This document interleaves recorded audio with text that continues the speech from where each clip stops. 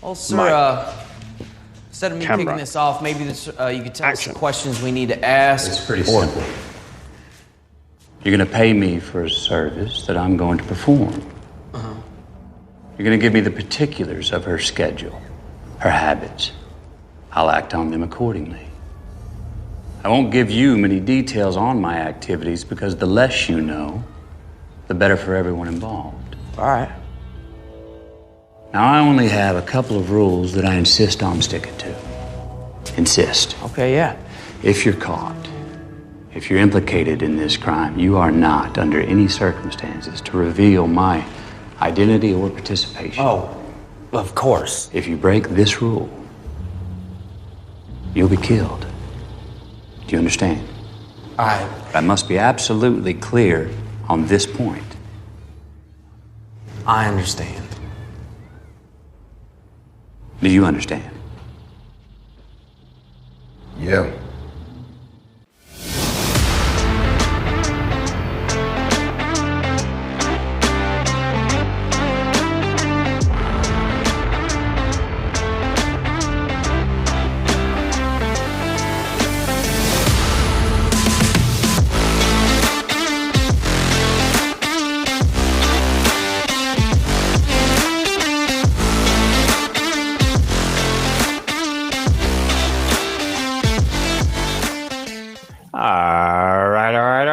Welcome back to Filmography, the show dedicated to watching every credited film from an actor's complete back catalogue, from past debut through to present day, in chronological order. Each episode, I'm joined by an esteemed guest to watch and discuss the next entry from the focused filmography. I consider how it ranks amidst their career, and whether we can trace any typecasting trends or topic traits or theatrical tics. Today, I'm joined by Killer Dan, fresh from his own Stateside sojourn, to discuss McConaughey's titular performance in William Friedkin's Killer Joe from 2011. We watch, you listen, and hopefully watch along too. Good evening, sir. Or I don't know what a Texas welcome is really like. How you doing, y'all? I think if we go all the way back to Texas, the Chainsaw Massacre, The Next Generation, I believe it's... Yeah. then that's how that's the regular greeting for the trailer park trash. I think that's how you just you say hello to everybody. This film is something, I will say, and we do seem to kind of have this weird theme that the films I do are either in, from what I can tell, they're either in Texas or California. I think so. Yeah. Yeah. I think Ed TV, and I think and those are the two places I like associate with Matthew McConaughey, the kind of surfer dude aesthetic, but also that kind of Texan kind of charm and kind of, drawl, if you will.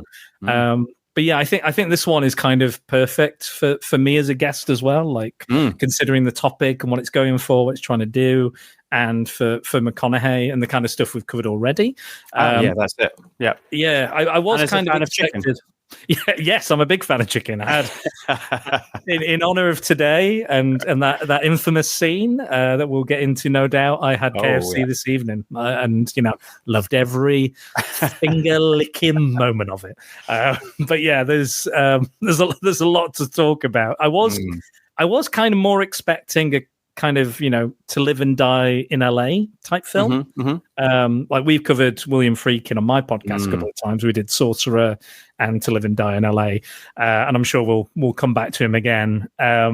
So yeah, and I've been catching up on some interviews about this and doing some research, and yeah, really fascinating. It's based on a play that Orlando Bloom was in 2018 in London. They did another version of it, probably because they could market it after this film came out. But yeah, this one's going to be a deep and dark discussion, but also with a bit of humor as well. Oh yeah, absolutely. I think this film and I assume the play before it knows what it's doing. It knows it's being playful in how it approaches the dark subject matter for sure. And you said it absolutely perfectly. We didn't really plan it this way, but you could almost like connect the dots between what we've covered on your podcast, what we've covered on mine, particularly with McConaughey, because I feel like obviously Friedkin, somebody we're both a big fan of in terms of a filmmaker, but also in terms of, as you said, in interviews, he's so like lyrical and he's got such a lovely manner of how he talks about things. And he's just a really respectful person about the process and who he works with and what film means to him. Yeah, I love hearing him talk as well.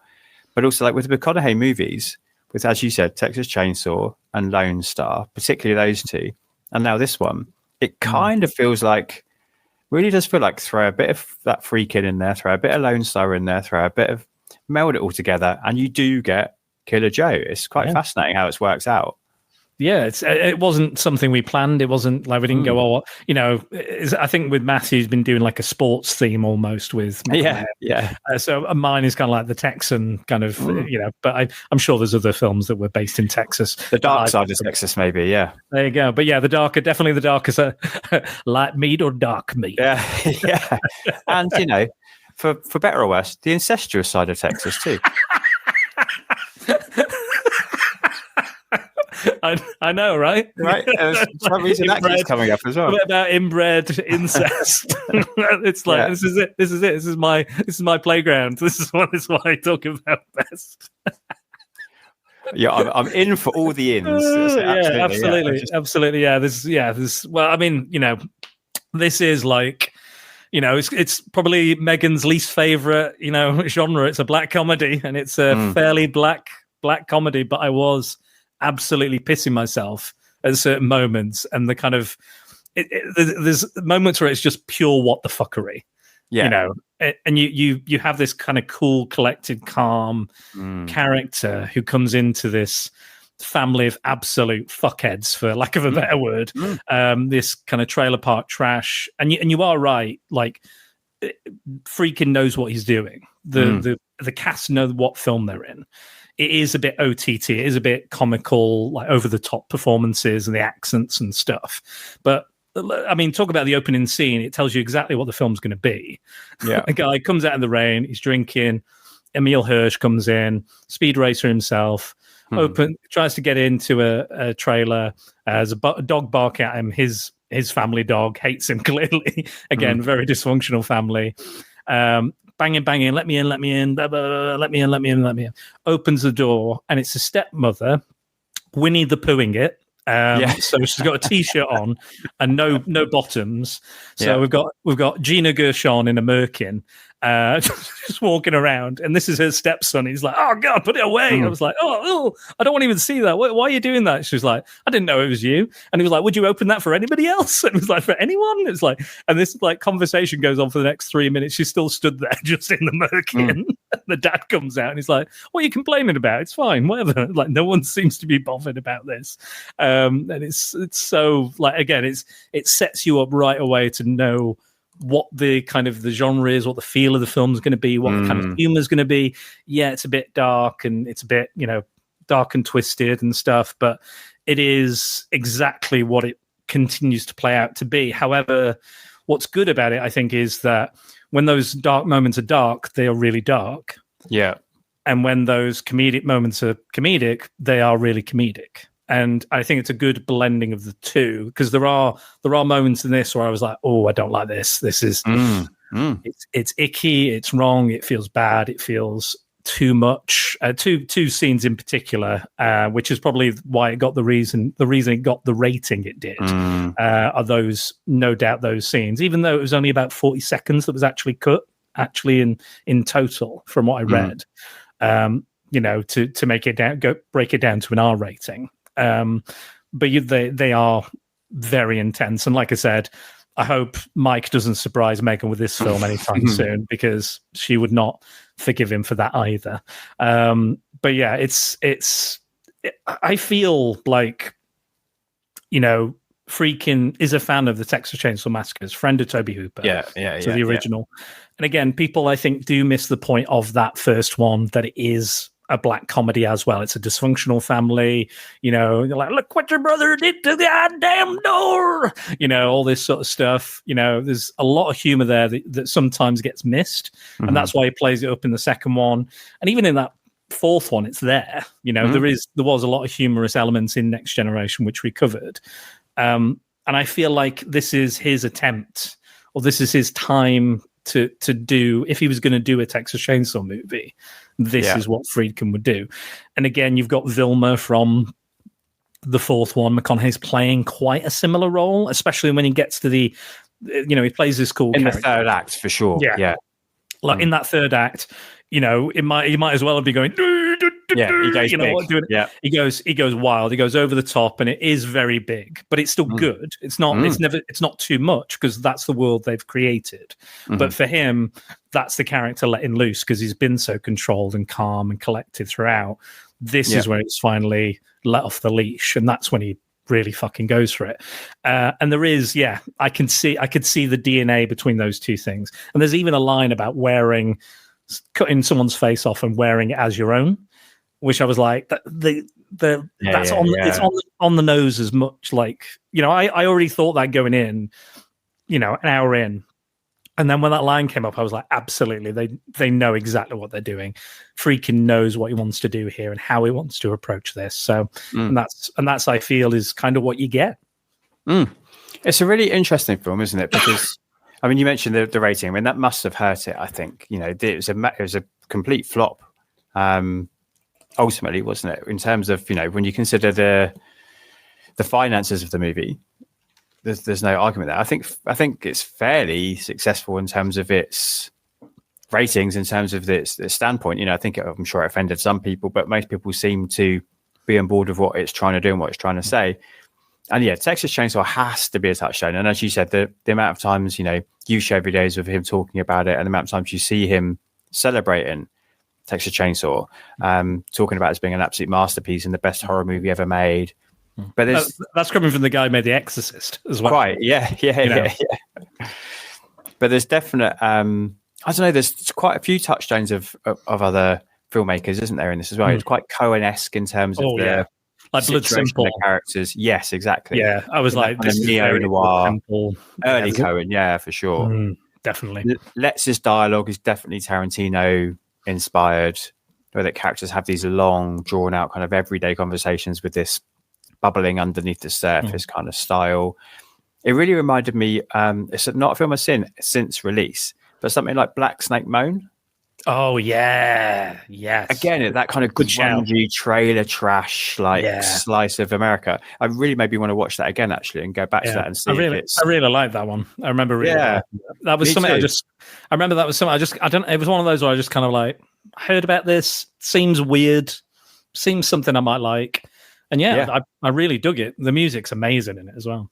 I think I remember that again being quite maligned when it came out and doing quite poorly too. That was like Timberlake, wasn't it, trying to break through as an actor and stuff in that. Yeah, and that had a lot of comedic elements and a lot of kind of, a character who's doing some kind of decidedly dodgy things, but seemingly has their own moral compass as well, which Killer Joe kind of has. He's a policeman who does hits, he does assassinations, basically. You can hire him, but he still is like, he still comes into this family and they're all like swearing and treating each other like shit, and he's like, no, you need to be respectful, you need to sit down, we're gonna have a meal, you're gonna dress nice, you're gonna that's his almost like his way of like bringing order to the chaos of this family. It's like his good old boy southern upbringing, but again with this really, as you said, really dark undertone, the fact he goes around fucking murdering people for money.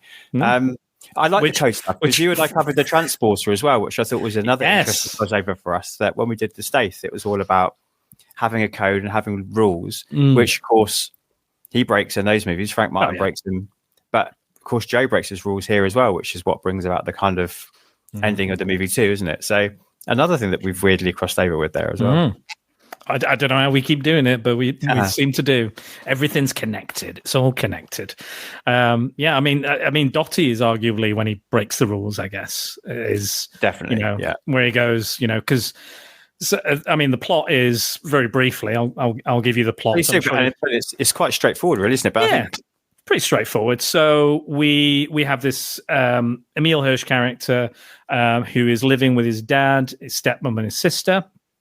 And he's got a strained relationship with everybody in his family, but especially his mother. He's had physical fights with the mother's been kicked out. He's stolen from her, various other things.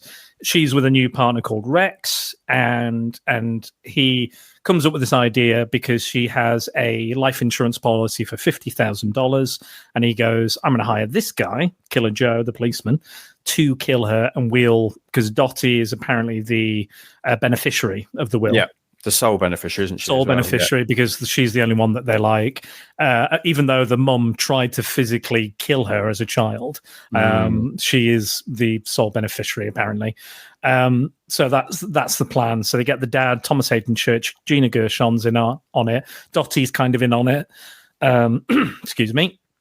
And then Joe comes along, and he needs money up front. He wants $25,000 up front, which they don't have. So the deal is, he's already met Dottie, and he's like kind of intrigued by her and interested in her physically. So he says, okay, tell you what I'll do. We'll have a retainer. Once we have the money, then I'll take my cut, and we'll do it that way. And they're like, well, that's my sister, and I'm not quite sure. But then they kind of get very comfortable with it almost immediately. They go, it's kind of fine. Don't worry about it. Yeah, go. And then they set up like a date with her, and like the dad's trying to get her to dress nice. And again, that's a very upsetting scene as well. Before Joe even gets there, it's upsetting. So yeah, this film is definitely not for everybody. I can understand why people would not want to watch it, given the subject matter and the way it might seem that it treats this kind of stuff lightly. But again, it is a black comedy, and that's kind of the point to a degree. But yeah, that's basically the inciting incident, and that takes it off. And then we're off to the races to see how these kind of characters interact. And it does feel like a play. It's small cast. Like me and Mike did all the small cast films quite recently, and this definitely fits in there. Low budget, low number of kind of sets and locations and actors, but the actors they've got, I think, are fucking phenomenal, fantastic, character actors, and I think they're all given like amazing performances within this particular world that Friedkin's created. I think these performances are very good. I would agree, bar one. I don't really buy Emil Hirsch as this character. Yeah, true. And I don't think it's all his fault. I think his performance is okay, but I also think the way they've styled him is he just looks at certain points a bit too clean. Yeah. Whereas everybody else, I think, comes across as that kind of grungy trailer trash. Whereas, he's a handsome guy. So I think sometimes I just wanted him to be he's the one I thought needed to be a bit toned down in terms of his styling, his performance. I think I agree. I think he's the one that's just slightly off the wavelength, let's say, than everyone else. I think is definitely on that wavelength. And I think he's a young actor. He's maybe wants to impress. He's working with William Friedkin, so maybe he's trying to, he overdoes it a little bit. And again, I know, Friedkin only likes maybe a couple of takes. So maybe he's nervous about fucking it up, getting it wrong. So he's just trying to like deliver. Maybe that's that nervous energy coming out. Again, I've not seen him in a lot of stuff, so I can't really say where he is and how I rate him as an actor overall. I think I've seen a couple of things, but nothing immediately comes to mind. So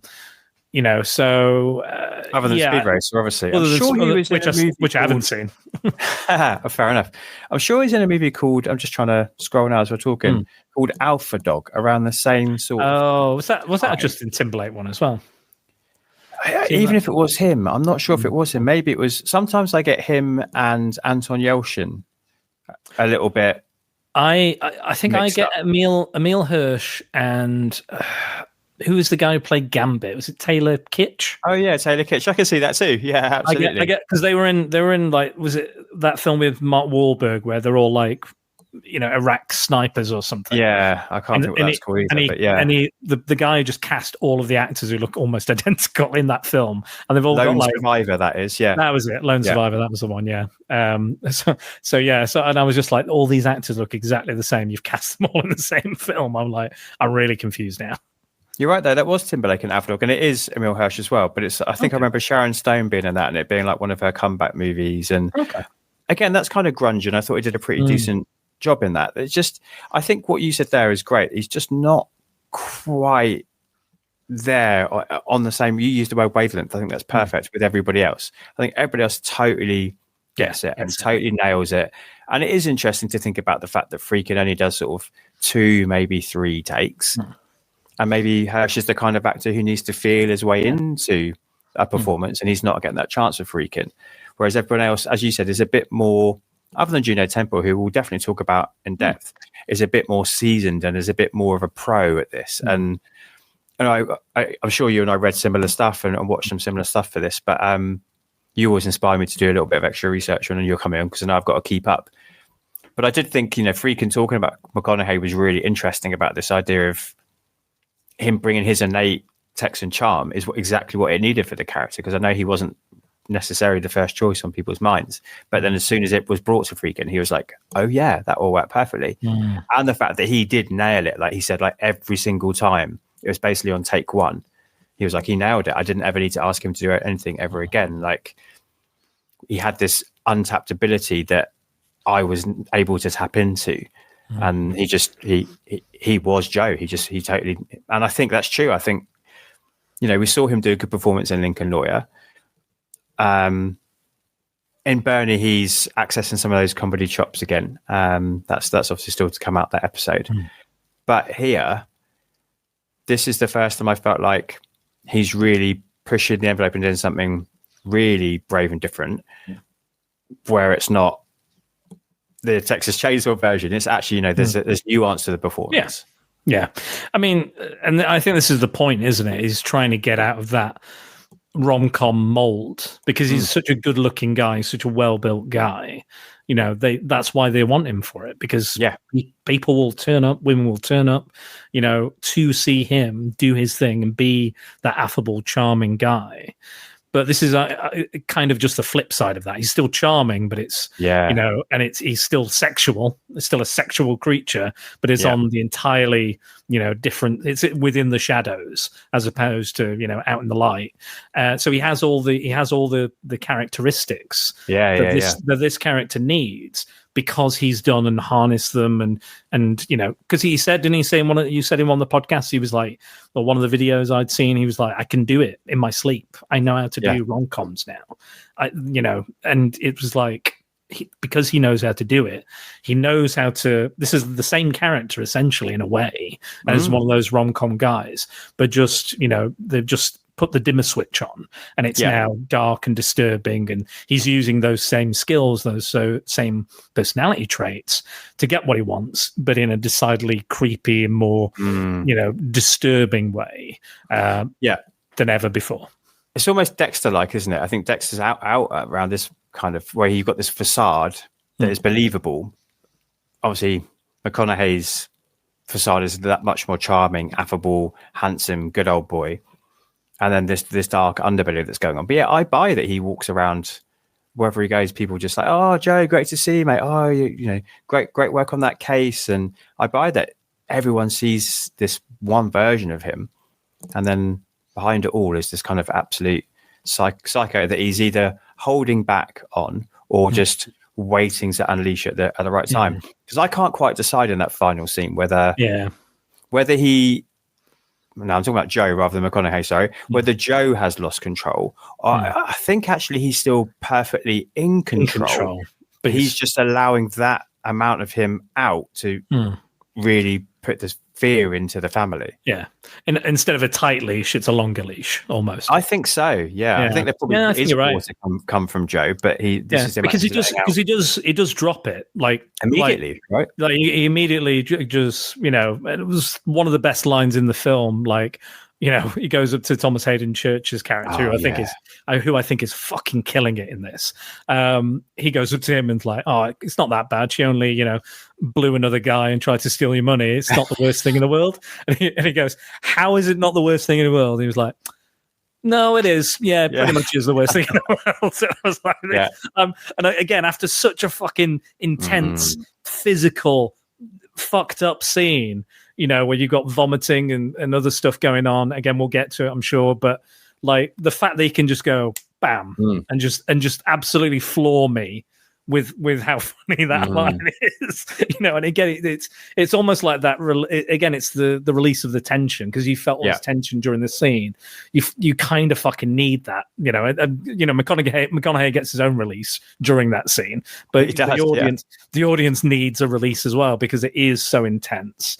And I read as well on IMDb, apparently Gina Gershon was approached to do that role like 10 years ago or 10 years before, or maybe earlier, and she turned it down because she said, I can't imagine doing that scene each and every night, the chicken scene. And I was like, yeah, fair enough. Fair enough.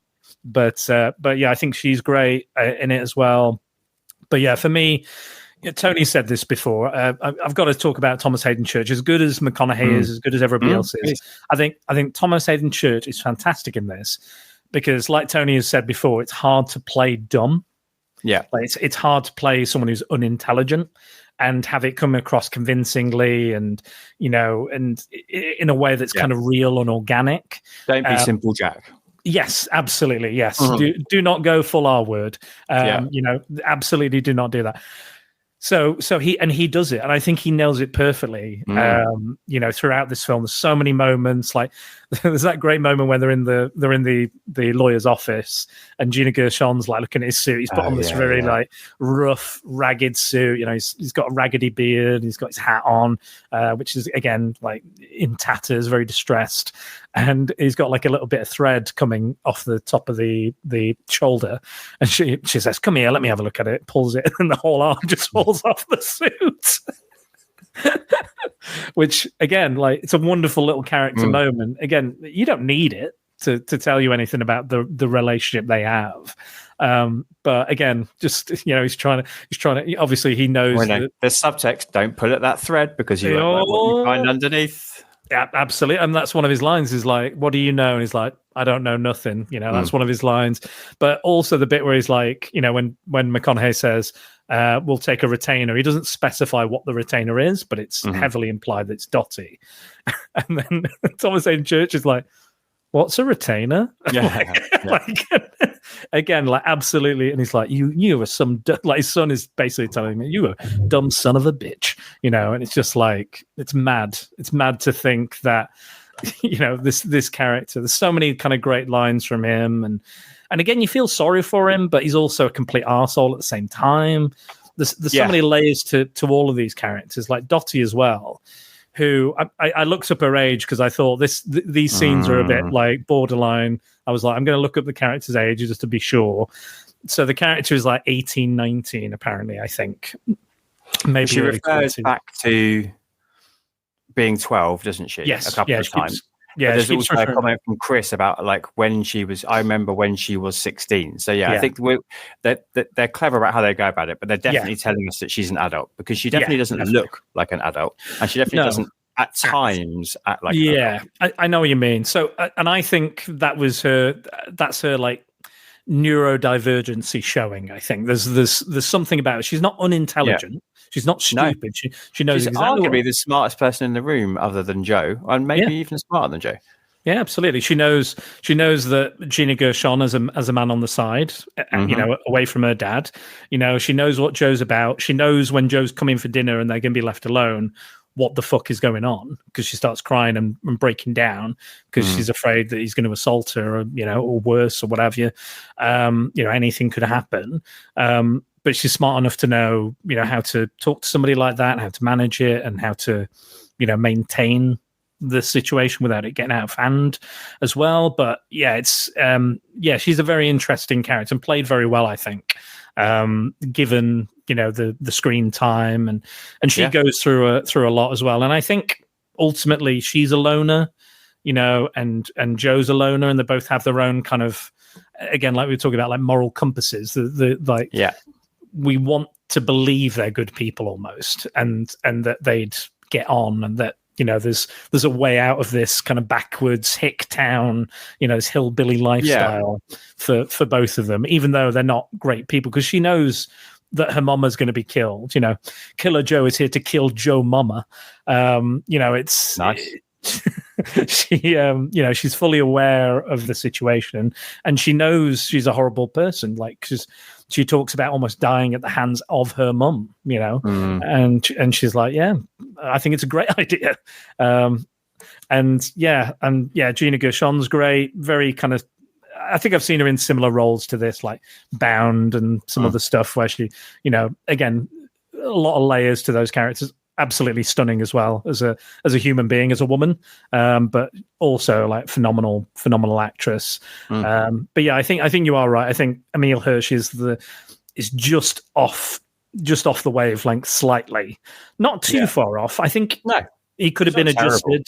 No, I don't think he's not like, oh, fucking ruining the film or anything like that. It's just you can feel it's not quite right. No. But that's clearly what he got on the day, and Friedkin was happy with it. Or he would have done another take, I imagine. I think it's in the subtleties, isn't it? You mentioned that hilarious moment between Joe and Ansel discussing like what Gina Gershon's character's done. And I think the fact that they're both dramatic actors and comedic actors meant that they know the perfect kind of timing for how to make that scene work. Yeah.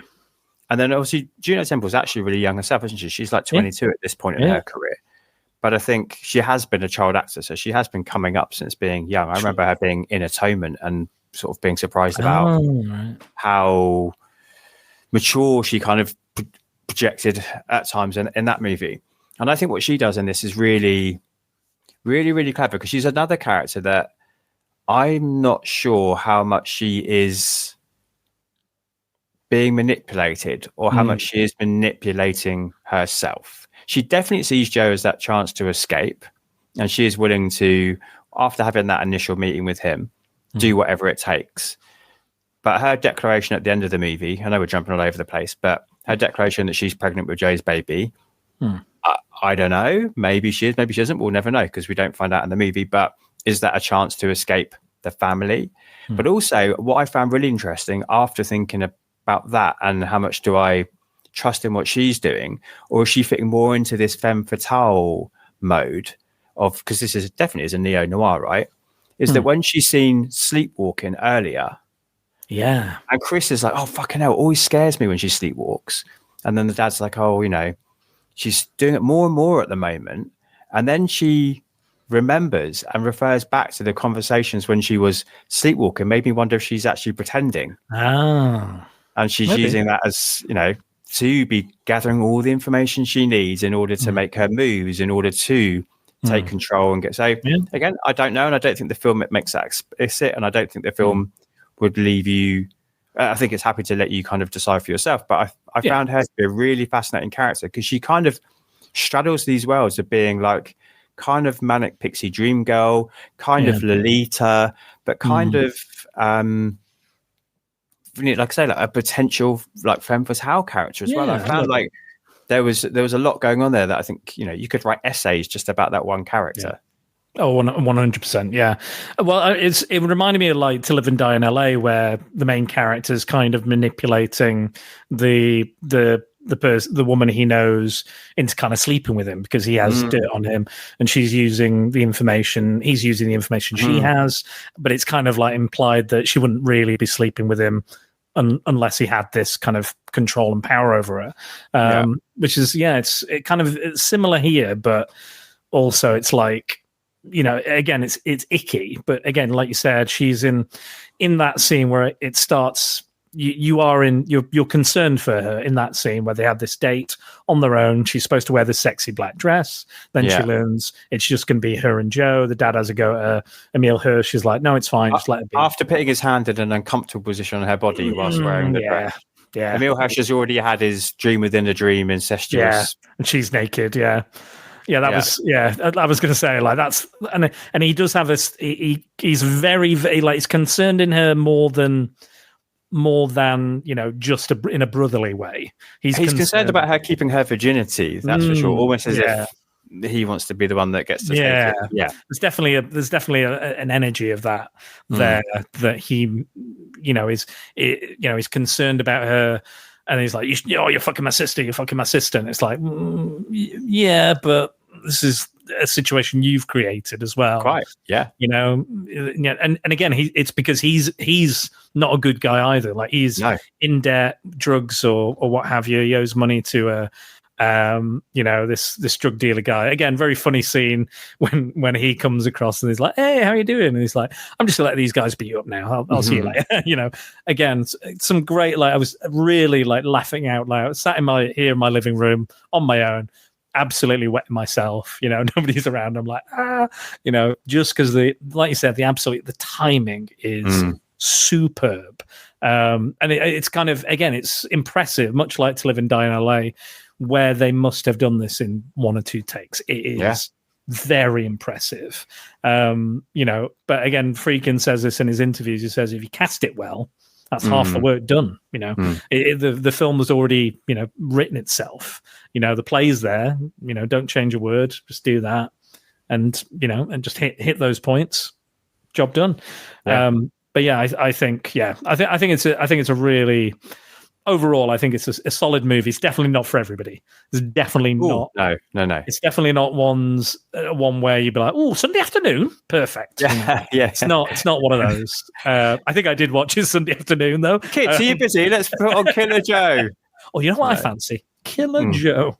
But yeah, I get it. But it definitely tests your boundaries, doesn't it? And the first key scene that does that, as you just were building up to, was the date, and then how that date ends. But I think also because of, obviously what happens in the scene is difficult, but because of what is said to each other adds a layer of difficulty, but also the way that Friedkin positions us as the viewer and as voyeurs, that's the word, is really, really interesting as well. And, you know, this is back to, he knows exactly what he's doing. The fact that he gets Joe to turn his back as Dottie's stripping, but makes us watch it, is a really interesting moment. It's almost kind of like a Michael Haneke type move that he would do in something like questioning the audience kind of thing. Absolutely, yeah. It's really cool. And does, I'm trying to think about how to word this. You know, Juno Temple is an attractive woman, but you are aware that she is young. Yeah. So, and she looks younger than she is. So again, it just feels all very much like he's putting in that position where, like, I know what you're thinking when you're watching this scene, and I know you're trying not to think it, but you are thinking it. It's a really hard scene to watch because he's making you go through the motions that he wants you to go through, and he's not going to let you look away. It's really it's powerful in a way, like powerful, and I'm sure he would hate this word. It's provocative filmmaking. Yeah, I'm sure he would hate if he heard that. He'd be like, "What the fuck are you talking about? It's not provocative." I hate that word.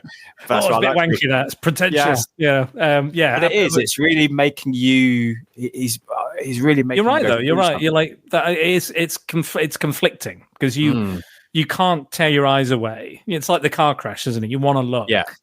But you don't want to look. You don't because you know what you might see, and you know that's the kind of, you know, there's that kind of, you know, light and dark side of you is like, you know, this is a very young woman. In reality, she's a 22-year-old. You know, she's being paid to take off her clothes and to do this scene. And apparently, McConaughey was very careful and very sensitive during those scenes, which an actor should be, especially nowadays, especially with and this would be what's the term that the intimacy coordinator, I think. That's it. Yeah. So pre that, obviously, so way pre that, pre Me Too, I think, as well, wasn't it? Yeah. So yeah, and again, I don't think he would be that type anyway. You know, we know McConaughey. We've talked about him. You know, we've all done the research. We know that kind of man he is. But yeah, I think it's a difficult question. It's a difficult scene. It's a difficult moment. But I think she has, like you said, she has a lot of power in that scene as well. Like it's never. Yeah.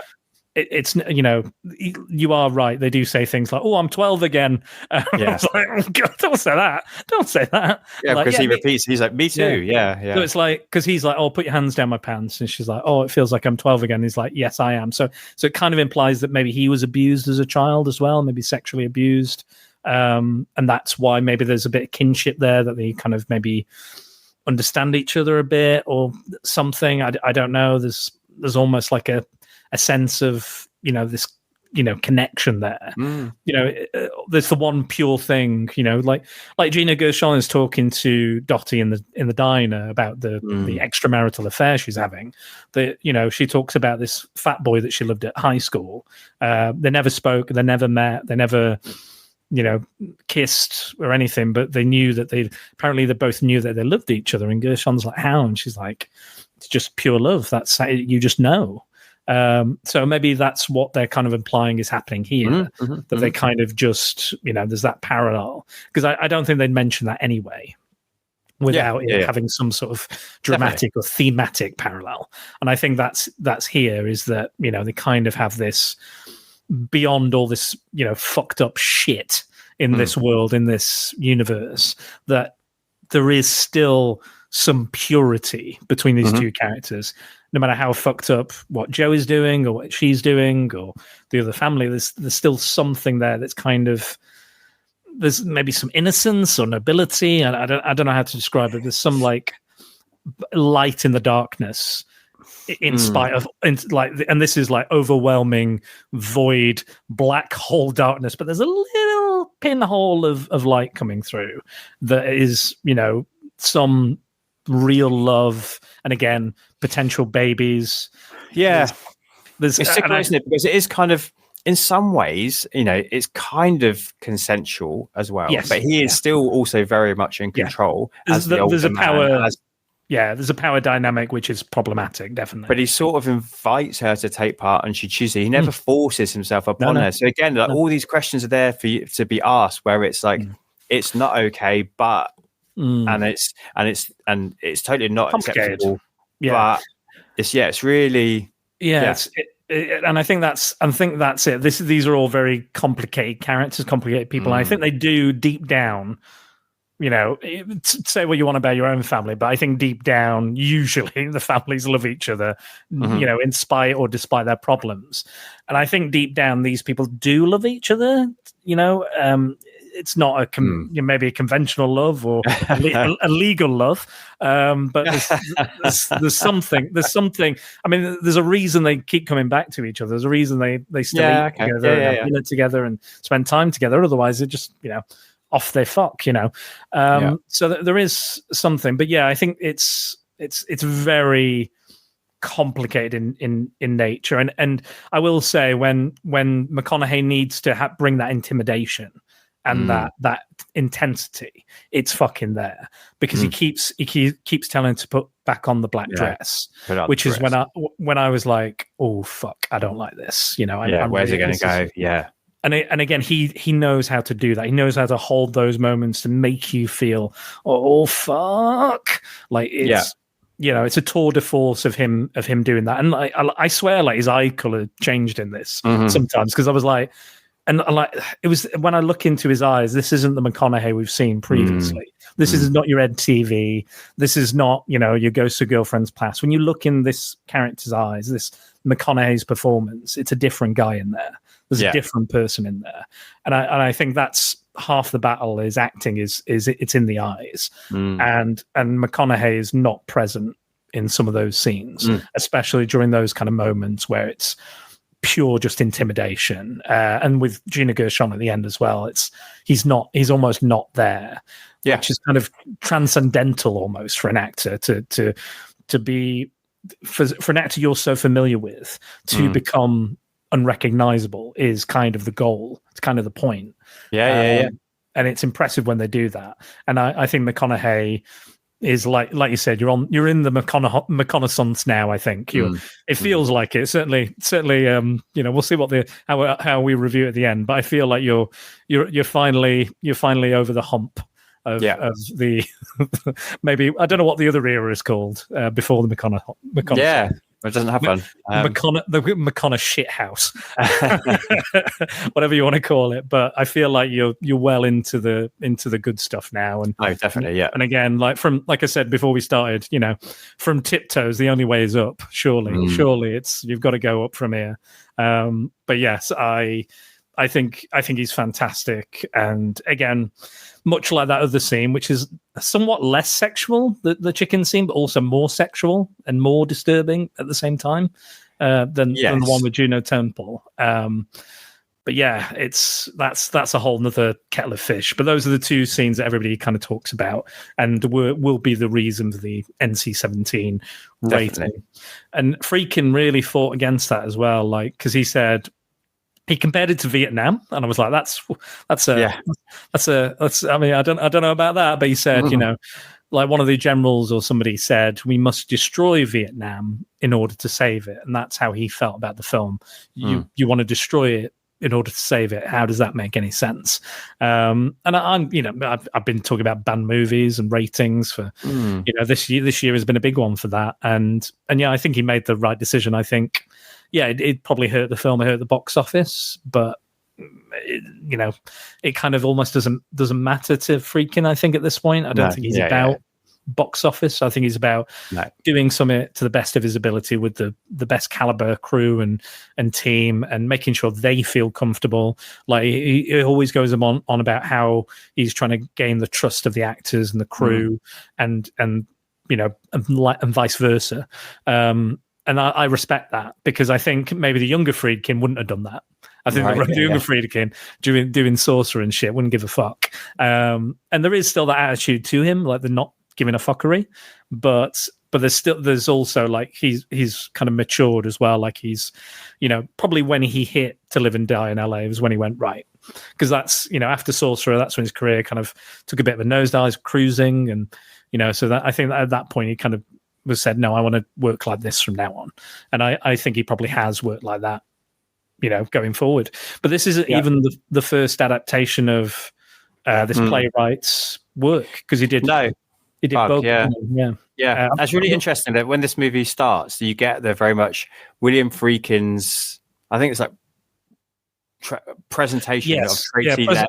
Interpretation of Tracy Letts, an adaptation of this play. Yeah, so really it's kind interesting. There's a real, like, the USP here is very much, you know, Friedkin and Letts combining together again, which is fascinating when you consider Bug is like so totally like underseen and not known. It's not like people are going to go, oh great, the team up a Bug again. I have actually seen Bug. Were you about to say you haven't seen it? I've not seen it. I've heard of it. I'm well aware of it, but I haven't seen it. It's that is batshit crazy. Oh, and that is Bug shit crazy. Name? That's is it Ashley Michael Shannon, isn't it? I think? Ashley Judd, and Michael Shannon. Yeah. I'm aware of it because he goes a bit mad and he starts. I think you would really like it. It does sound. That is a secret boys movie, if ever there was one. That's a definite Spider-Man movie. Oh, definitely. Me and Math will keep the animal theme going. Maybe we'll do. Well, I mean, we've already done spiders, so maybe we need to do. We go away from arachnids and do insects. Maybe who knows? Yeah, I like that. Yeah. No, I to be honest, after watching this, I kind of do feel like that's going to be one of my next go-tos, because I did really enjoy this. And I think that's nice as well, that it is based on a play, and it is and that he's going, it's not my film, it's not William Friedkin's The Exorcist, but even though that's based on a novel, I felt like that was almost more about Friedkin, because that was like his big, you know, it's his big thing. But I think he's almost kind of stepped back from that and gone, even though we love the novel, and again, gives fair credit to the novelist. You know, with this, I think it is almost like a partnership, almost like they're in the same kind of mindset, and that they believe the same things. They kind of, you know, what's the word? Kindred spirits. I think there's something here. So I will definitely be giving Bug a go after this. Equally nihilistic and misanthropic in their view of humanity, mankind, for sure. Other than McConaughey, of course, who, just as you were talking then, it was making me think about other points in the movie, particularly like when he's first introduced. I love the way he's shot, that it's almost like a spaghetti western.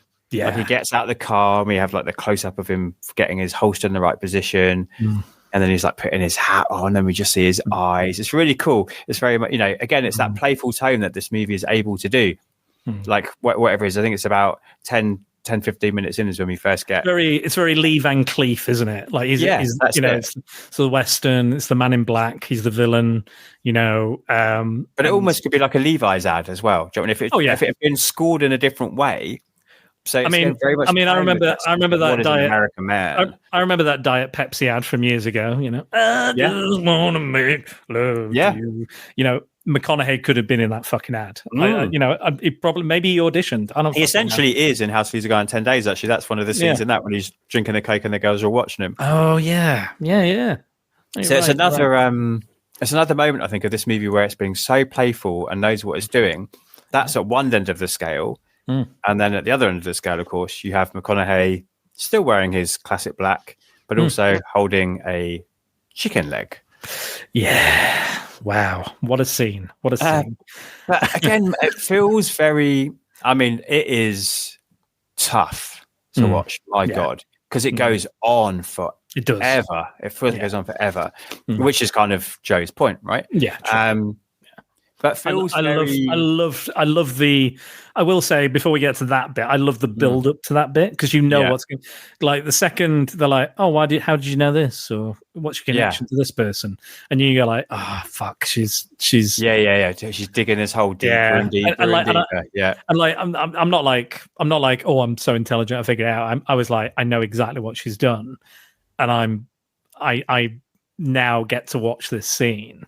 And enjoy her unravel as he slowly prods away and pesters and picks at her until she breaks down, until she fully admits what she's done. She thinks she's the smartest person in the room, doesn't she? Oh, absolutely. She uses Ansel and I'm not saying she deserves what happens to her, but she uses him, and her treatment of Ansel is not great. She's very, very domineering over him. Like, come on, Ansel, it's time to get to bed and do as you're told. And so Joe's witnessed all of this, hasn't he? And sort of feels like it's time to turn the table. But even just the inclusion of something like, obviously, we don't want to get ourselves in trouble. They don't name it KFC.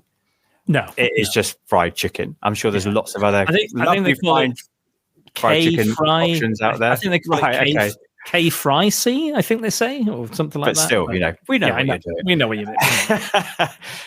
But even that as a choice, right? That idea of like kind of the classic American family aren't having proper home cooked meals anymore. They're just grabbing unhealthy trash on the way. Yeah, exactly. Like all of that just feels really deliberate.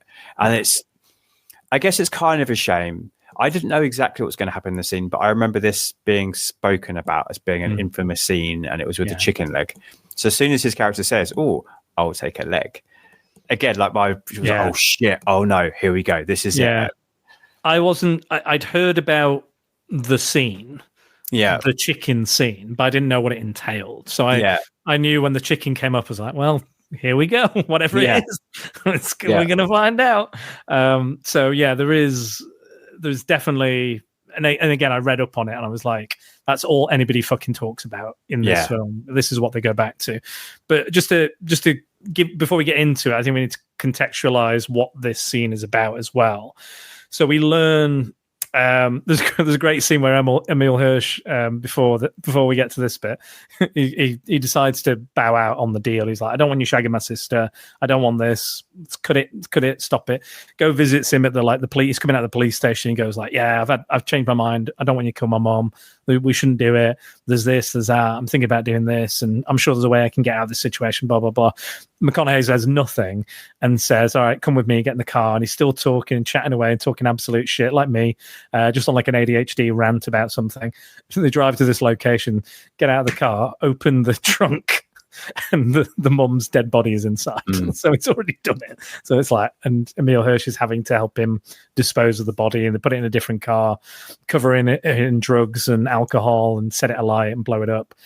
But they go to the lawyer, they go to the office, they find out that the Dot is not the beneficiary.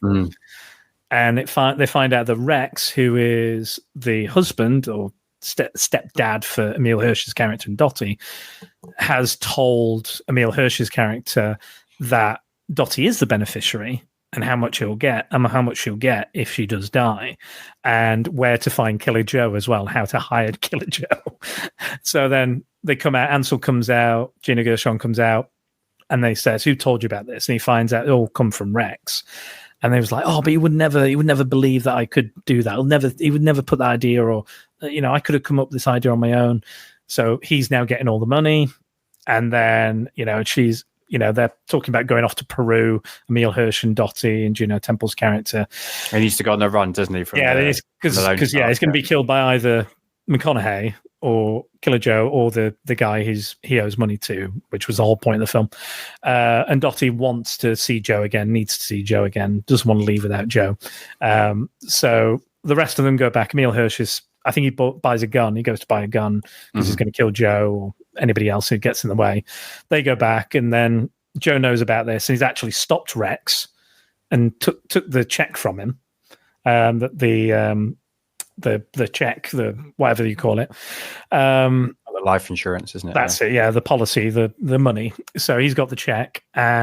And then he finds, because we see earlier as well, Gina Gershon has these photos of her being with her boyfriend and like sucking his dick, but you don't see the person's face. You just see like the dick and stuff. And then McConaughey knows this. He knows that Gershon's in on the whole plot, because if it's accidental, it goes up by, what was it, up to $100,000 or something? Something like that, yeah. Yeah, there was some sort of thing, so it was actually more money. So she's like, how much am I getting? How much is my cut? Oh well, it's $100,000. He's like, I thought it was $50,000. And then it starts slowly like prodding her and pricking her until she reveals. He knows it already, but he's kind of just teasing her and testing her, and he's like, they're doing all this stuff, counting out things. He wants to ridicule her in front of Ansel. Yeah, he's humiliating her, and then he's going to the reveal for Ansel. And Ansel learns, and again, Ansel's not a great guy either, even though I'm probably the most sympathetic towards him, I think, of all the characters. I think maybe... Yeah, he just sort of gets swept along, doesn't he? Because he is unintelligent as a character, and I feel like, he wouldn't have gone along with this, really, if he had a better... He certainly wouldn't have come up with it. No, he definitely wouldn't come up with it. But that's why I love this character so much. That's why I think the performance is fucking fantastic. But yeah, he's there, and he kind of... he's not stupid enough that he doesn't understand what's going on. He picks up on it almost immediately and goes, no, tell me more. No. And she's like, oh, and you're not going to defend me? You're not going to talk to him? Why are you letting him talk to me like this? Blah, blah, blah. And then they reveal it, and he gets the pictures out from Gina Gershon and goes, is that your dick, Ansel? Is that your dick? And he was like, that's not my dick. That's not my dick. And he's like, you sure? You might have been drunk. No, that's definitely not my dick, sir. And then he starts kind of beating her up, smash her head in.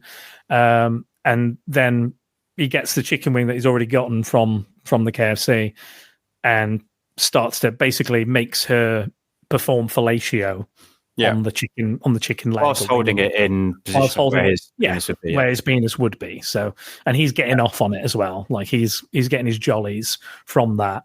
And again, she's covered in blood. She's had her head beaten in. And that scene goes on and gets to a point where he's still talking to Ansel, and Ansel vomits because it's so fucking like disturbing, and it's like, oh God, and she's choking on it and stuff, and it's like, yeah, very, very messed up scene. But yeah, it does go on long, but that's the one they cut by 40 seconds, so it was supposed to be longer, I think. I don't know if we've seen the uncut version. I think we probably have seen the uncut version, but yeah, it's quite full on and quite disturbing, and again does have its again dark humor, like throughout, which is very, very odd and kind of very strange, and again McConaughey's really like, it's really turning him on, like he's really getting off on this, even though his genitals are not being touched. He's really invested in this. But yeah, it is not a nice scene to watch for anybody, I think. No. If it is a nice scene for you, there's something fucking wrong with you.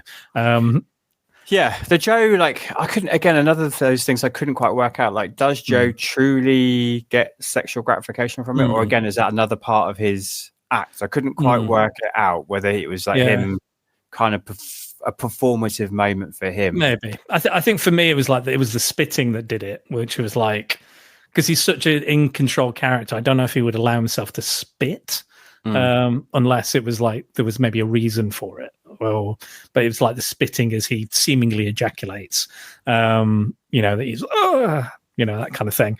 I don't know if the character would like let himself become, again, like we were talking about the short leash and the long leash. I don't know if that's, again, is that the question? Is he fully embracing that bit, or I don't know. But with the thing with Dottie, I thought maybe because we've kind of already seen it, and again he has control of it, but he's still, I don't know. Part of me felt like he was getting off on it.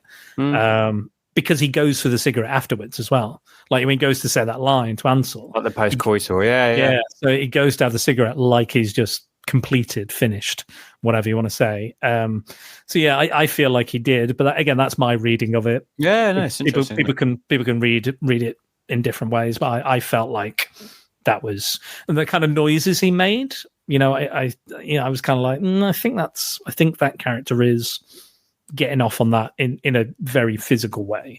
But again, it's up to people's interpretation. But yeah, there's a lot of like, even after that whole sequence is finished, and even Emil Hirsch's character comes in, they sit down to have the chicken. This is after all of this has ended, and like they put everything back to normal. Dottie comes out, and literally Gina Gershon she's not cleaned herself up. She's not like, she's not been to the bathroom. She's not put any bandages on, plasters or anything. She just sits down at the table, and Emil Hirsch goes, "Oh, your mascara's running," which again is kind of funny. Like this really dark moment, and then this really kind of just fucking, because they talk about in like comic books where people walk around covered in blood and nobody says anything. Like Wolverine walks into a bar covered in blood. Nobody, says boo to a goose, which seems weird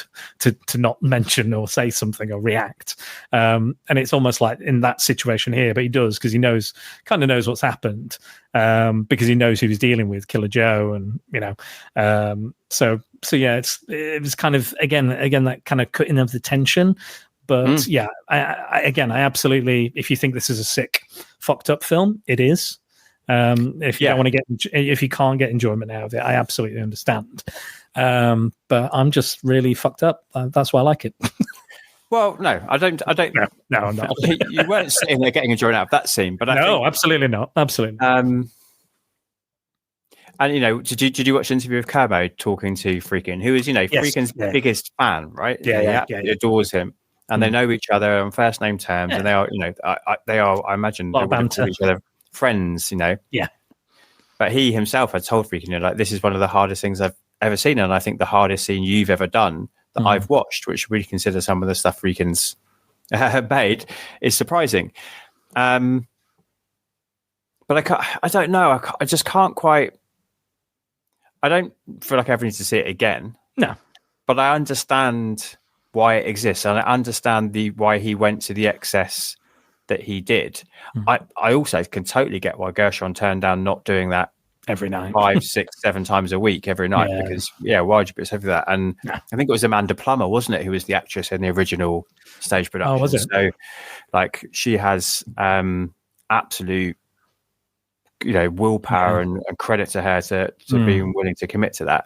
Yeah, but it's not titillation. It's not exploitative. No, it's very deliberate, and it's talking about Joe's control. It's very controlled by Friedkin in order to tell you something. And I think you used the word interpretive. I think this scene is interpretive. It wants to let you. This is why Haneke is on my mind. Like, I'm not actually a massive fan of funny games. I think that is a bit pretentious, and I think. You said that Friedkin was a fan of Haneke as well. Yeah, I'm sure he was. I can see that. So I think that's what I think these two scenes we're talking about, they're both inviting you to do a lot of work here in what you take out, what you get from it. And I like the idea that he's never kind of, as far as I could see, explicitly said what his reasoning was or why he wanted it in the way with the uncut version that he wanted it. And I think that's good that it's here for a purpose, and I will let you take away from it what you want to take away from it, which for you, Dan, sounds like, I really fancy some chicken. Pretty much. That was it. I was just like, I fancy some chicken now. Even Max sent me a message about this film. He was like, "Did you like Killer Joe?" And I was like, "Yeah, I bet I know why you like Killer Joe, Max." but yeah, I did like it. Again, I'm fond of black comedies. I've got that kind of, sick, twisted sense of humor. I like all kinds of humor, to be honest, but I can still appreciate black humor when it's done well. But again, these scenes are effective. If they weren't in a black comedy, they'd still be effective scenes. They'd still be, if they're in a Haneke film, they'll still be just as effective in a Haneke film. Yeah. It's definitely, and I think this is an interesting thing I read as well. Is McConaughey didn't get it the first time he read it. He was like, I think he threw it in the bin. I think he said this is. He did say that, yeah. Yeah, he said, I'm throwing this away. It's disgusting. I can't look at this. Can't think about this. But it was only after he spoke to Friedkin and was like, no, I think you're missing the point. So even someone of McConaughey's level couldn't quite interpret the way it was meant to be until someone pointed it out to him. Actually, read it with this in mind, or take this into consideration when flipping through it, and see what you think. And I think this is one of the more perfect parts for him in this burgeoning reconnaissance that he kind of needed to do, because it is a very McConaughey in a lot of ways. It is very McConaughey. The charm, the Texan stuff, the way the dialogue just kind of rolls off his tongue as well. Yeah. He's charming, and again, he's just flipping all those skills on their head from the romantic comedy into this, which is the darkest romantic comedy you could ever see. I think it's probably, maybe, as you go on, it might be one of his more important roles that he's played, I think, given what it's trying to say, what it accomplishes, what the character does for him in his career. And again, people talked about this. This was, there was a lot of promotion for it. There was a lot of interviews about it, even when it came out and before, and when it was doing the film circuits, the film festival circuits, there was a lot of buzz about it because, again, those scenes are infamous and they are what people want to talk about, even when maybe they shouldn't be talking about it, or it's not, PG to talk about it in this particular show or, on this particular channel, whatever. But those are the things that people come away with, and those are the moments that will stay with me. But also, yes, they're there, they're horrible, they're intense, but also I really got into the comedy. I really enjoyed the comedy when it was there, because again, cuts that tension, and I think it's like you said, the timing is superb from all the actors. They know exactly what kind of film they're in, they know exactly what they need to do, they know the marks they need to hit. Friedkin knows what he wants, and he gets what he wants. And that's why we get a film of this quality. And again, this is the kind of building block McConaughey needs to rebuild his career, to go to where he's going to go, to the True Detectives.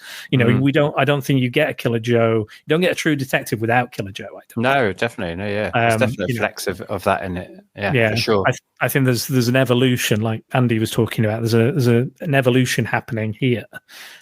With these characters, with the films you're talking about, and his approach, which is going to benefit him long term. And I think this is one of the more extreme choices he made, but I think it's an important choice that he's made and that Friedkin's made as well.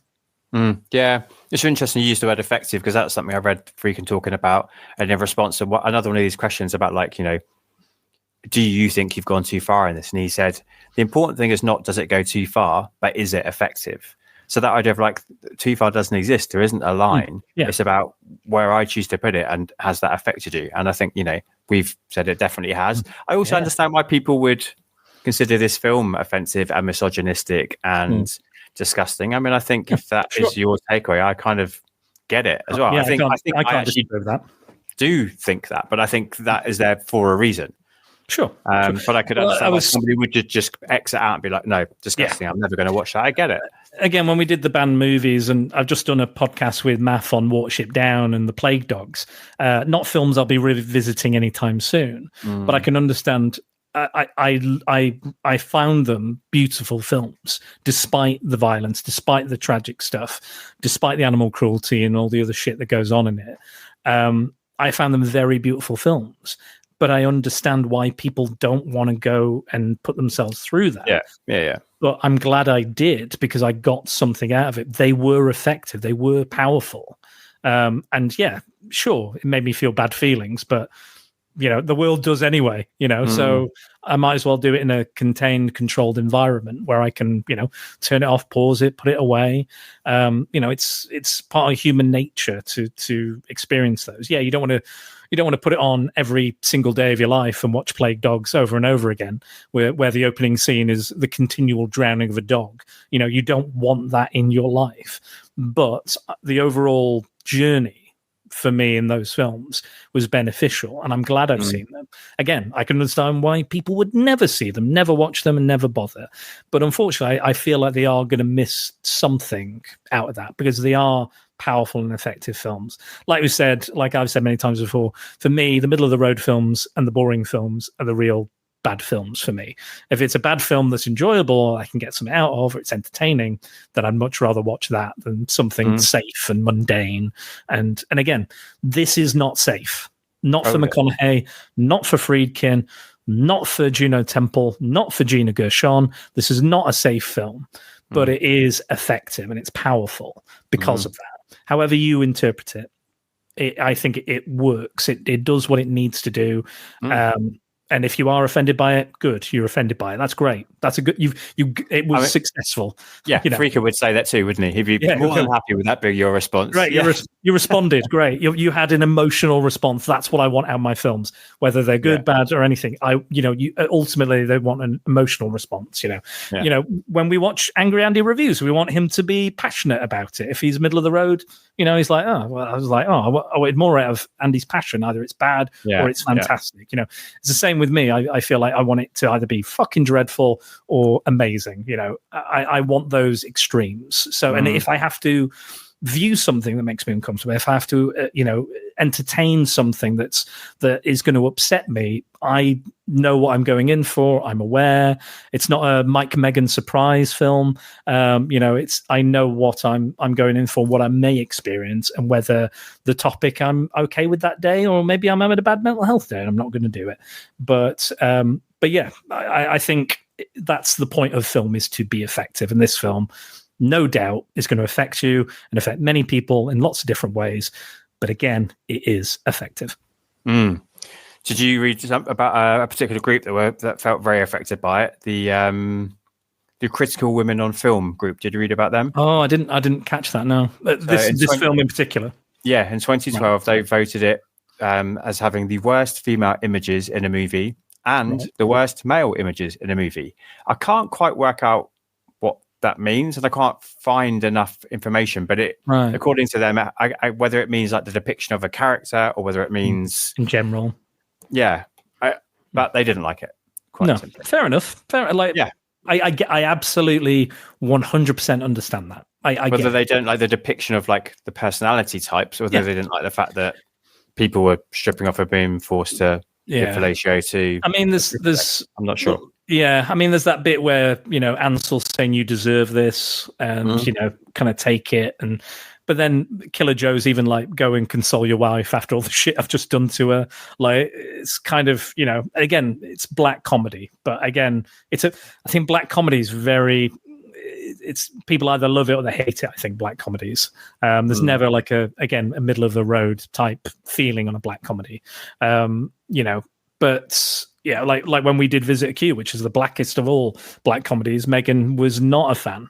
But however, by the end, when she kind of came back after she went and had a little cry about it, she came back and she started laughing at the end of the film because it was so fucking absurd. She started laughing. So even she, towards the end, understood or kind of got the point of the film, that it got so wacky at that point that it was kind of laughable, which was, again, kind of the point.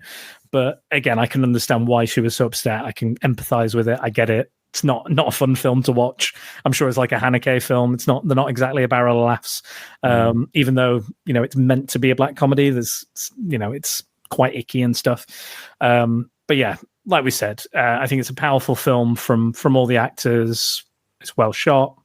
And yeah, but great mise en scène. The locations they pick. Oh yeah, amazing. I know we don't really get that trailer very much, but when we do, like the pool hall and the basement of the pizza restaurant, they look great. The bar they go to, even the lawyer's office, I think is great. It's very, a lot of corduroy and shit going on there, and it's tiny and amazing. All of that really, just exactly what it needs. It's kind of feels very lived in, felt very like full of verisimilitude. Yeah, and like claustrophobic in a way because all these characters are kind of looking to get out. And it's kind of like we go to the bar, we go to our job, we go home, we go to this, we go to that, we go home. We get in the car, we do this, we go out to the strip club, come back. That's it. That's their very small world. So yeah. But again, if your response to this is that you absolutely hate it and despise it, I get it. If you absolutely love the film and think it's the best thing since sliced bread, I get it. But yeah, I can completely understand people's kind of celebrating it and condemning it all at the same time. Yeah, I mean, you get some McConaughey buns, don't you? You get a about shot. Yeah. Felt very 80s actually. That felt like one of those kind of JCVD moments, or a Mel maybe Gibson in his Martin Briggs prime. Yeah, maybe that's one of the images they didn't like was his arse on screen. Maybe that was it. They're alone in that, aren't they? I appreciated it for what it was. So yeah, I did write down. Because I was thinking, like, when that happened, I was like, okay, that's interesting. So there's a little bit of, kind of cross-gender. Yeah. No, that's not the right phrase at all. There's a little bit of male and female nudity. Yes.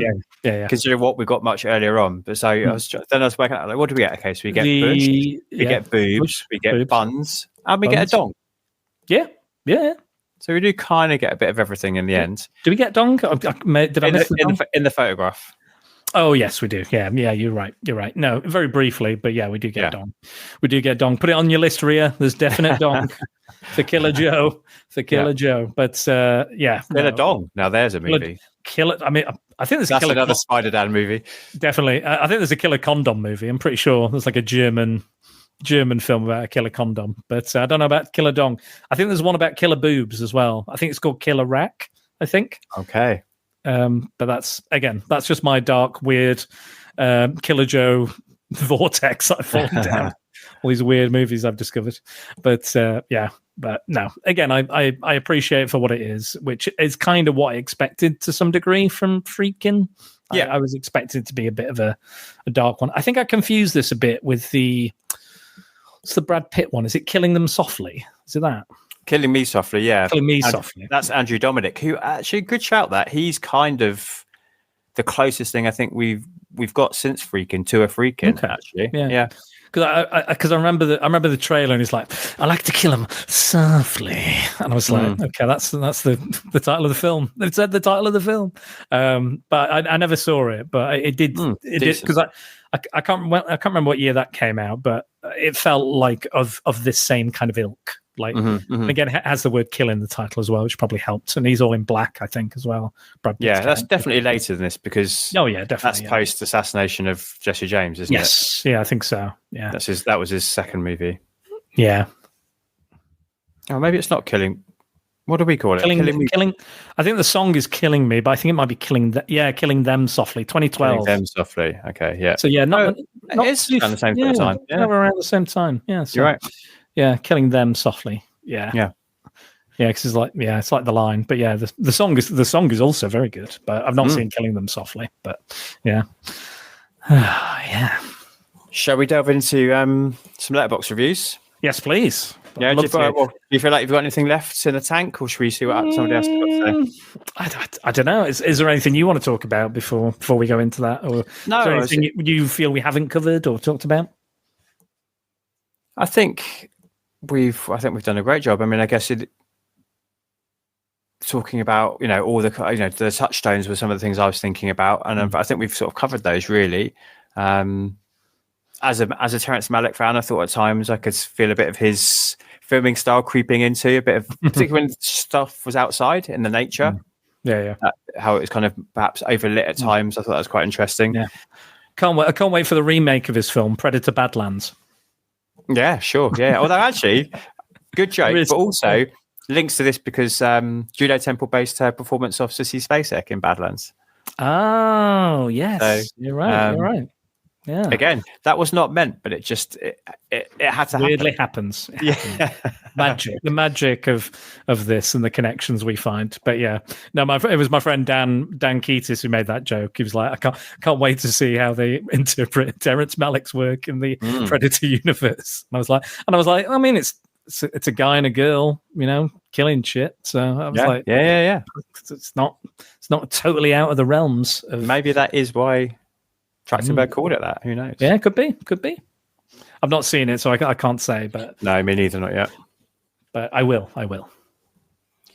All right, Dallas, France. They say you could say that this film isn't a huge fan of its characters. As the titular killer Joe, Matthew McConaughey is great, but he's primarily a vehicle for humiliating and debasing what William Friedkin presents as a deplorable family of greedy, backstabbing trailer trash. Either you embrace this film as a campy Southern fried neo-noir nihilism fest, or you'll probably hate it. I fall somewhere in the middle. I appreciate that at close to 80, William Friedkin can still set fire to a movie screen. But while McConaughey is like Alain Delon in Le Samurai, mixed with Michael Madsen in Reservoir Dogs, everybody else is either pathetic, awful, or in the case of Juno Temple, both infantilized and fetishized. Sometimes a film that so clearly goes for extreme reactions one way or the other just ends up landing with a big old shrug.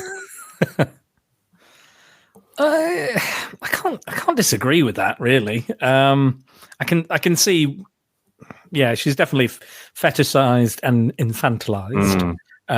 So I agree with that. But yeah, I embrace it.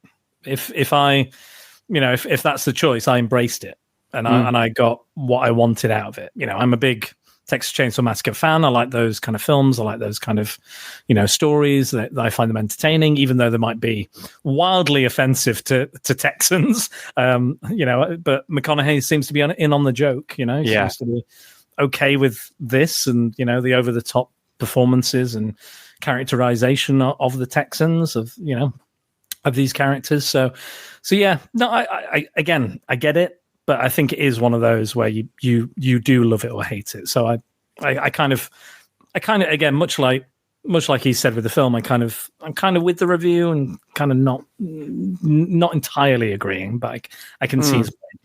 The reason why I like that review is that I feel like it's summed up how I felt. Like I keep seesawing. I can't quite decide. Yeah. I definitely don't hate it.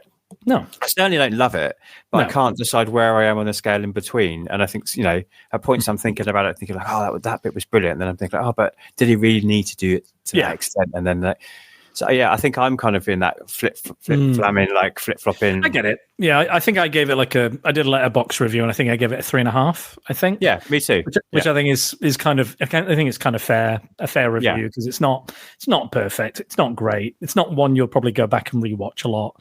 But again, I think it's well made, it's well performed, gets the point across, delivers, made me laugh, made me feel uncomfortable, was effective. But yeah.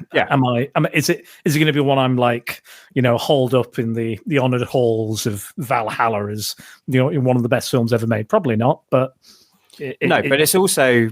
It's always hard to judge these, I think, sometimes. It's on the Friedkin scale, right? This is the guy that's made Sorcerer, that's made To Live and Die in LA, that's made French Connection, that's made The Exorcist. I mean, if we're rating these all out of 5, there's 20 stars for you right there from those 4 movies. The Friedkin scale is a pretty high bar. True. Even by its own standards, this is good to very good, but it's not any of those previous movies. No, true.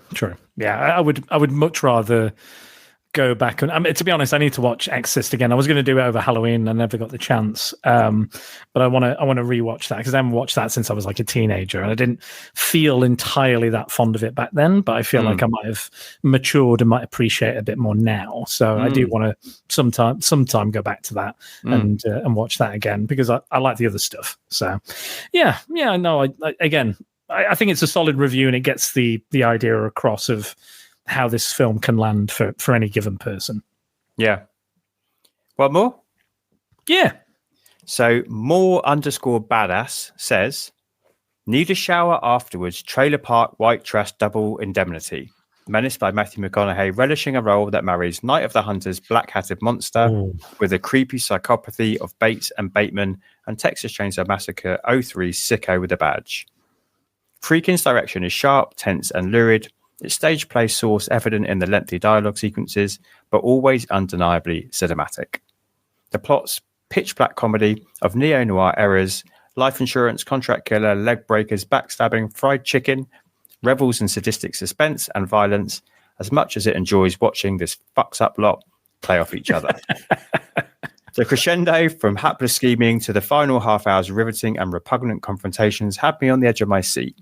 Disturbing, uncomfortable, seedy, exceedingly nasty and misanthropic with one hell of an ending. Nice. Yeah. I think that was a good review. Yeah, agreed. Yeah, I think that's kind of. I'm more online. I'm more in line with that review. I don't know. I don't know about all the influences. I don't know if they're all there. But Night of a Hunter is a good shout, to be fair. But yeah, I'm not sure about Bates or Bateman necessarily. I don't know if that's in there myself. But overall, I think they hit the nail on the head in that review. So yeah, cannot disagree. Sorry. No, I know what you mean. I don't think Psycho or American Psycho are necessarily there, but I think the idea of it's the facade, isn't it? I think is what it's getting at there. It's that idea of like who you present as the people, but who you are underneath. But also, both those films are talking about the darkness underneath the surface of America, aren't they? As well. So I think you're right. I wouldn't have thought of those two films, but actually, when I think more about the characters are what they're trying to say through the characters. Yeah, I think it's there. I think I felt he was comparing them to Killer Joe directly, and I think those characters don't line up. But yeah, if we're talking about the films and the universes that they're in and what they're kind of trying to say, overarchingly, I think there's some comparison there to be made, definitely. All right, so you sort of alluded to the fact that you think this is going to be an important movie for McConaughey, but how important? We're kind of chalking off, aren't we, Worth Catching? But not Worth Catching. We're chalking off Completist Only. But where do you think it falls in terms of Worth Catching or classic? I take it it's not in Green Lights then. It's not Green Lights. No. Well, it is. But there's this section here. It is strange. Yeah. I thought it would here.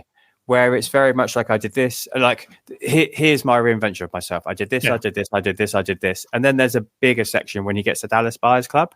Okay. So it sort of lumps all these together. And then I guess because Dallas Buyers Club is his Oscar.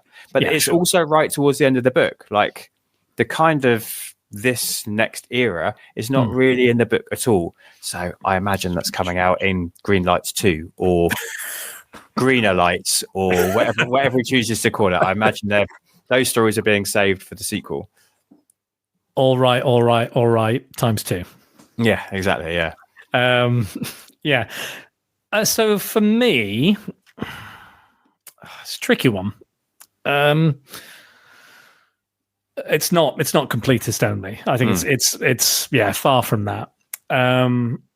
So it's tricky because it's like I was saying before, it's in his wheelhouse, this performance, because he's done it before, but it's just on the other side of the spectrum. It's, the black romantic comedy as opposed to, so he's done this, he knows how to do this. And this is why it's done so well. He just takes it to the complete extremity of what a romantic comedy should be, where it falls. So I don't know if it's like a compulsive viewing that you need to see this.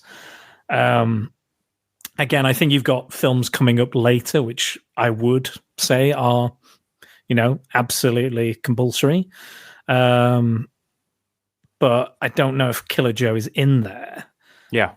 I still think, because I think it's very much an ensemble piece as well. It's not, even though it's called Killer Joe and he's the title titular character, I don't think it's really all about him. It's not his.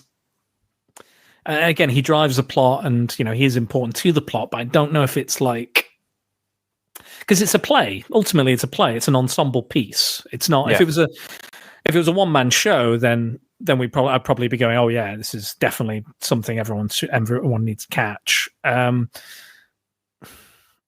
going to say worth catching because I think I don't think it's going to absolutely like blow your mind like McConaughey. I think if you've seen stuff like Dallas Buyers Club, if you've seen True Detective, if you've seen Interstellar, you know what he's capable of, like how he can. And we've seen, going on the other end, we've seen Texas Chainsaw, so he's kind of dabbled in this before a little bit, kind of. And he's going to play more villains coming up, I think, as well. I think the Dark Tower's in here somewhere. He's kind of a similar Wears Black as well. So I don't think it's like absolutely groundbreaking for McConaughey. I don't think it's his, I don't think, again, it's not an Oscar winner, is it? It's not a, no. I think it's important. I think it is something that is part of this trajectory that he's on, the rise he's on. I think it's an important film within that. But I think given the film it is, and given that it's more so about the family more so than his character to a degree, even though he's great, even though he's fantastic, even though he kills it, I think for me it is still one that is worth catching. But I think if you want to do this run from wherever this began with Lincoln Lawyer onwards, I think you should watch it. But I don't think it's. Yeah, I think it's worth catching because it's not for everybody. Because not everyone is going to love this. And again, we spend a lot of the time with really horrible, disgusting, deplorable characters, which might not be everyone's bag. It might not be, if you show somebody How to Meet a Guy in 10 Days and go, you know what I've got for a double bill? Killer Joe. You're not going to do that because you're just going to be like, what the fuck? These are two on different ends of the spectrum. But I still think it's a good film. Again, I don't think it's a great. I'm like you, 3.5 stars. I think it's well shot, it's well performed, does whatever it wants to do. It's effective, and it nails it. It does exactly that. It's important, I think, in the timeline, but I don't think it's like, again, some of the other films I'd mentioned, which I may, if I was doing those podcasts, may put in that position. Given a rewatch, we don't know, but yeah, I think it's definitely for me a high worth catching, like top tier worth catching, but still just a worth catching for me. Yeah, it's a step forward, isn't it? It's a small step, not a giant leap. Progress. It's gradual. Yeah. We're moving towards something, and again, it's brave. It's a brave move for him because given again the kind of stuff he's done before, it is risky. It's ballsy, and I respect that from Friedkin and from McConaughey and from all the actors in this. It's it's a ballsy, intense film, and again hilarious as well. Like, I had a good time, had a good laugh with it. Despite the dark subject matter and scenes, but yeah, I think, it's not a classic. It's not a classic. It's definitely a worth catching. Yeah. Thank you, pal. Thank you for your time. As always, it's always a good time when we're chatting, isn't it? Yeah, absolutely. You've obviously alluded to things you've got coming up, but also you've got your alternativity stories, which is always a busy time of year for you. Yeah. It's easy for you to say. Yes, we've got that coming up. So me and Math have done almost what's coming up. Yeah, me and Math have done almost a 3-hour podcast on Watership Down and the Plague Dogs. So if you want to, much like this film, if you want to put yourself through it, feel free. It is now available on Patreon if you want to do it. I'm trying to veer more towards video stuff, so that on Patreon is a video. But you can, if you have the app, you can close it and just listen to the audio. So if you want to do that, or you can watch the video and watch all the lovely gags and images and things I put in for the video version as well. So, or you know what, do both. Listen to it and then go, and you might see something you may have missed. Okay, so you're now asking for 6 hours of everyone's. There you go, 6 hours of hey, are you depressed yet? Yes, I'm depressed. Great, good. Oh, is that animal getting hurt? Yep. Are they getting eviscerated by a dog? Yep. Great, good. Are they being mistreated by human beings? They're being vivisected? Yes, they are. So great fun for all the family. Watership Down and the Plague Dogs. Matt's other idea he brought to the table was top 5 films with depressing endings, and I was like, come on, mate. Come on. I'm already spoiler down, so I'm trying to avoid that. And I've already had a big mental health break this year, so I'm like, don't send me back into the fucking pits. Like I was like, we'll do Watership Down. At least that's and Plague Dogs. At least that's only 2 films, apart from like a possible 10 I have to watch. And be depressed by. But I think he was like, no, it was like films that didn't end quite the way you expected or something. And I was like, I'm pretty sure the way you said it was like sad or bad endings. I was like, and again, like how can I promote that? How can I put all the images on there without spoiling those films and have accusations again? All the accusations of the spoiling. But yes, no, we do have alternativity stories coming up. You're going to be joining me. We're going to be doing The Conversation versus Enemy of the State, which I'm looking forward to. Yeah, very much. Get back into our 70s stuff and conspiracy thrillers, can't even say it. And I'm doing Hook with Andy, a film he actually quite likes, surprisingly.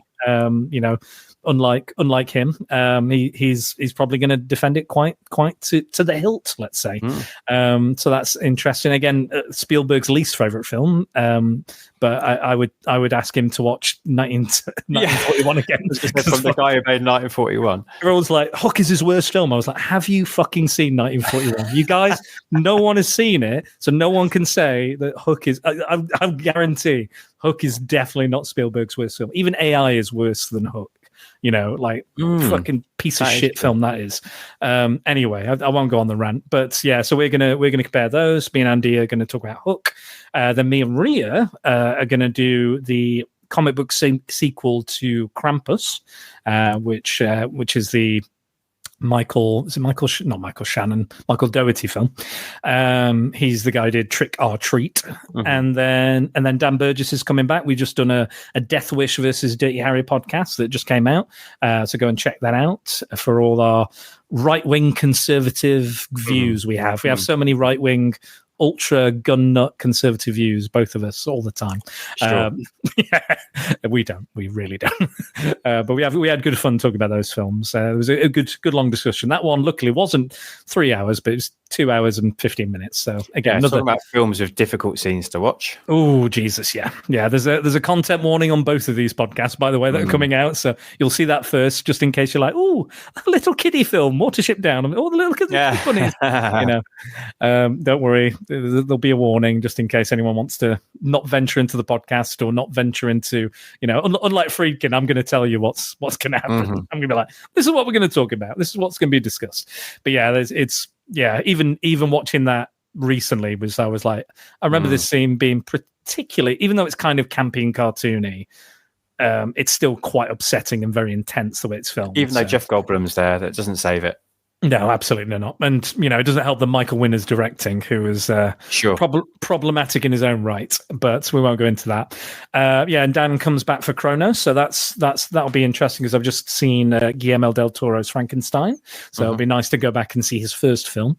And that'll be 2025, and that's it. Amazing. And still got a lot of Patreon stuff I'm doing at the moment. We're doing Night of the Living Dead, Street Fighter's coming up, and then in January we'll be doing Alien versus Batman and Wolverine versus Predator as well on Patreon. Nice. So join Patreon. I've got all of my regular podcast feed on there. I've got all these videos now that are going to be the early access releases. And if you are there, even if you don't want to pay, if you join as a free member, sometimes not only do you get discounts, but sometimes the Patreon will give you a free membership. So just go on, sign up as a free member to all your friends, including me, and you never know, you might get something special. Might throw you a free episode here and there, or a free membership for however long. So get signed up, because it does happen. It does occur to people. So, and then if you want, you can listen in order to not only the regular podcasts, but all the Patreon specials and exclusives in the right order as they come out. So you can listen just all of it on Patreon if you wanted. Nice. I've just read Aliens versus Avengers, actually. That was any good? It was fine. Okay, good. Maybe I'll do it. Maybe that'll be one I'll put in the poll. It was by Jonathan Hickman, so I did have some high hopes because I really enjoyed his House I do like him. Run. Yeah. I know he's done some good stuff for Fantastic Four that I haven't read. Yeah. That's good. He's on the long list of stuff to read. Yeah, I like his run. I think Aliens is an innately harder property to do original interesting stuff with than Predator is what I've decided now. Yeah, fair enough. I mean, I think it's tropey and repetitive, unfortunately. Yeah, I mean, I think the problem with Predator is it's very mano. That's kind of the story, isn't it? It's like this person fights this person. I think with Alien, there is a bit more kind of leeway and freedom to do whatever the fuck you want. There was a comic I read called Music of the Spears, which was about a guy who tortured an alien because he wanted it to record its scream so he could put it in his latest, opera or music track, which I was like, that's fucking bizarre, but I kind of love it. So I think there's a little bit more freedom with the alien stuff, but also I don't know how well that meshes with characters like the Avengers. Like Predator and Wolverine seems to make sense to me a bit more than I've read that. That's cool. Or Black Panther and Predator, and and I think he's easier for crossovers Predator because it's just like dump him here, Spider-Man's there, have him fight Spider-Man. You don't need to do much with that. But I think with Alien, you have to come up with a kind of more reasoning for crossovers to happen. And I'm not saying there can't be good Alien crossovers. I think I've read some. But yeah, I get what you mean. It's a trickier franchise to navigate, I think, than and to do a good story with. I'm reading these Night of the Living Dead comics at the moment, and there's a bit of a struggle there as well, like how to get what that film was about into a comic book. But I'll save that for my own Patreon if you want to go and listen to that. But no, I absolutely agree with you. It's an interesting, but I like the experiment. I'm always interested in the experiment. Give it a go. I've just seen that they're doing a Teenage Mutant Ninja Turtles crossing over with Godzilla, which again, that's cool. Doesn't make any fucking sense to me, but I'll read it. I'll fucking read it. Reptile on Reptile. Hey, speaking of, where's Turtles versus Predator? Now that is the comic. Now we're talking. Oh, imagine. And he dresses up like Shredder. Yeah, Predator. Yes. Has like brilliant. Shredder armor. That'd be fucking ace. I'd have that. Yep. I'd have that. Sold. You write it, and I'll read it. Oh, we'll write it. Yeah, we'll write it. Yeah. And get somebody. Do we know any artists? Let's get the artists out. We'll find some. We'll find somebody. They'll be queuing up to draw that. Yeah. I'm sure. I mean, I would. If I could draw, I'd be like, yeah. I mean, I'll do the preliminaries. I'll do the basics. I'll do the outline, the storyboards. I'll do that. But it's all in my head now already. I'm picturing it all. Or the turtles in their own Predator armor. That would be sick. Oh yeah, that would be sick as well. Do both. Oh yeah. Or maybe the Predators that are coming have been inspired by Shredder and the Turtles. Or they've taken Shredder and the Turtles and then gone, right, we're going to match them and make it equal or something. I don't know. But yeah, we'll spitball this off air because I was going to say, here's a glimmer into the next 20 minutes. Everyone's talking about it. Nobody else will get to hear. No one gives a fuck about it. This is what they want from a Killer Joe podcast. This is what they want. Absolutely. Turtles versus Predator. Oh yeah, no, good film and a good time chatting with you as well, Jack, as always. Always, my friend, always. The confluence of what's come before to combine into our discussion for this movie is really quite something. As always, Dan killed it. Of course, he was the right Joe at just the right time. So I thank him once again for his time, as I thank you two, the listeners, for your continued engagement and participation as we journey through the reconnaissance. That was Killer Joe. Next up in a fortnight, Marco Guy makes his Season 2 debut to discuss Eminem's performance as Ward Jansen and Lee Daniels' The Paperboy, for those that are watching along. Until next time, be excellent to each other and make sure you take the time to treat yourself too. I am Jack signing off. Yippee-ki-yay, movie lovers.